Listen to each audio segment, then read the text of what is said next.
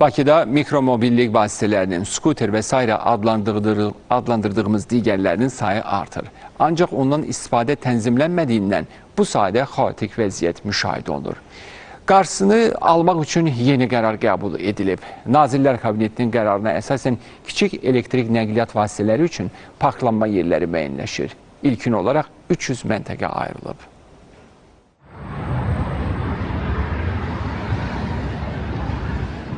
Şəhərdə rahat yaşamaq üçün ekologiyanın təmiz olması vacib amillərdən biridir, bəlkə də birincisidir. Nəzərə alsaq ki, şəhərdə atmosferi çirkləndirən nəqliyyat vasitələrinin atmosferə atılan zəhərli tullantılardır. Bu da öz növbəsində megapolislərdə müasir nəqliyyat sektorunun yaranmasını daha da şərtləndirir. Bu isə şəxsi avtomobil növlərinin, ümumiyyətlə şəxsi nəqliyyat vasitələrinin daha az istifadəni, həmçinin də alternativ nəqliyyat növlərinin istifadəni ön plana çıxarır. Məsələ bununla da yekunlaşmır. Kiçik elektrik nəqliyyat vasitələrinin getdikcə artması, parklanma yerlərinin müəyyən olunması məsələsini ön plana çıxartdı.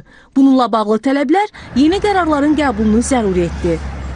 Elektroskuteri idarə edən bizim vətəndaşlarımızın müəyyən şikayətləri var idi ki, onlar skuterləri parklama üçün müəyyən yerlər tapa bilmirlər.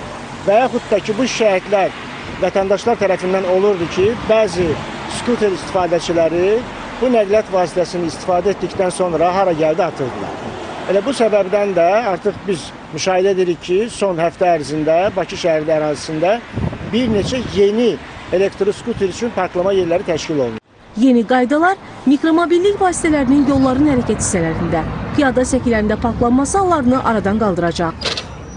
Mövcud infrastruktur nəzərə alınaraq ilkin mərhələdə 300 məntəqə müəyyənləşdirildi ki, hansı ki, hazırda operatorlar həmin məntəqələr üzrə fəaliyyət göstərirlər. 300 məntəqənin müvafiq nişanlanmalar ilə təsis edilməsi istiqamətində işlər aparılır, gündəlik olaraq bu proses davam etdirilir və artıq 300 məntəqədən 150-dən artıq məntəqədə müvafiq nişanlanma işləri aparılmışdır.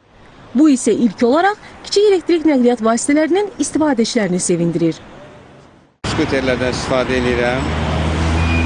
Əvvəllər daha çətinlik olurdu parklanma ilə bağlı. İndi daha rahatdır, daha əlverişlidir. Əvvəl beləncə deyildi, yollarımız düzəldi, parkovkalarımız çoxaldı, hər şey qaydasındadır. Bu sahədə dünya təcrübəsinə gəlincə, Çində elektrikli moped və velosipedlərdən milyonlarla insan istifadə edir. O hətta bir çoxlarının əsas nəqliyyat vasitələrindən sayılır. Az qala hər addım başı rast gəlinən bu nəqliyyat növləri olduqca nizamlı, sanki saat dəqiqliyi ilə hərəkət edir.